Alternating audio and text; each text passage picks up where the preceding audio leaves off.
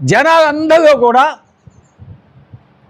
భేదా సోదగని ఏ విధంగా భ్రష్టు పట్టించాలనేది ఒకటి నువ్వు కంకణం కట్టుకుంది ఇప్పుడు అందరికి అర్థమైపోయింది. ఎందుకంటే భేదావోగకి ఎవరైతే సపోర్టివ్గా ఉన్నారో అటు యానాది శెట్టి గారి కుటుంబం కావచ్చు, మరిశెట్టి కావచ్చు, ఇంకెవరైనా కావచ్చు, ఇక అందరి మీద కూడా నువ్వు ఏ విధంగా కక్ష సాధింపు చేస్తున్నావో కొంత అర్థమైపోయింది. ఏదో మరి ఏదైనా నువ్వు ఏదైనా కొద్దిగా తిట్టావునుకో మరిశెట్టి అంటే వచ్చేస్తావు, టపటప 4 మాటలు మాట్లాడేస్తే అయిపోతుంది. కామన్ అది. ఎందుకంటే అతను దీనికోసం ఏది అతని మనుగడ కోసం మరిశెట్టి అట్టాడి చేస్తా. కానీ అఫ్కోర్స్ అవ్యక్యమ్మ చేయదు అనుకోండి. సో అట్టాడి మేము పట్టించుకోం. మరిశెట్టి వచ్చి మరి ప్రెస్ మీట్ వచ్చి నన్ను తిడతాడు, మరి నాకే ఏదైనా పక్కన అవుతే చెప్తాడు, మంచోడు పాపం ప్రతాపగడ అని చెప్తాడు. అవి వదిలేసి నేను చెప్పేది, ఈరోజు మీ నాయకుడే నిన్ను ఏ విధంగా చిత్కరించుకుంటున్నావో ఒకసారి ఆలోచించుకో.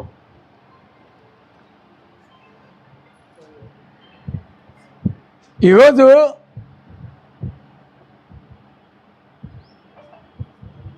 మీరు చేస్తున్న పనులు, మీరు చేస్తున్న అన్యాయాలు, మీరు చేస్తున్న దౌర్జన్యాలు ఇప్పుడిప్పుడే అందరికీ కూడా బాగా అర్థమైనాయి.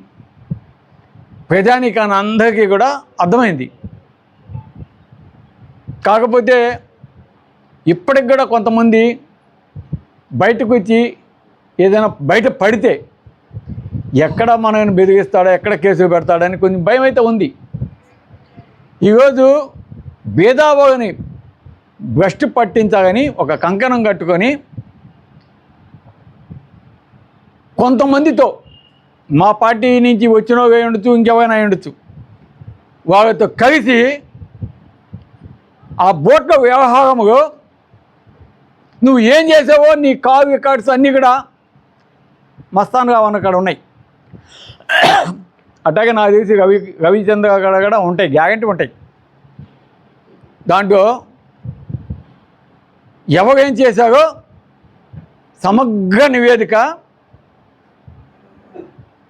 ఏ నాటకాలు ఆడారో అన్నీ కూడా ఒకటి గ్యారెంటీ ఉంటాయి. అన్నీ వస్తాయి బయటికి,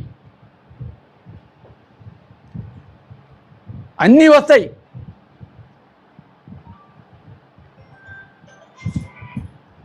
అదేవిధంగా నీ అవినీతి బండారం ఎక్కడ బయటపడద్దు అని ఆ రోజు మా పార్టీకి సంబంధించిన నాయకుడు నెల్లూరు నుంచి అన్నవరం పోతాం అంటే నీకు భయం పుట్టింది, ఉచ్చబోసావు.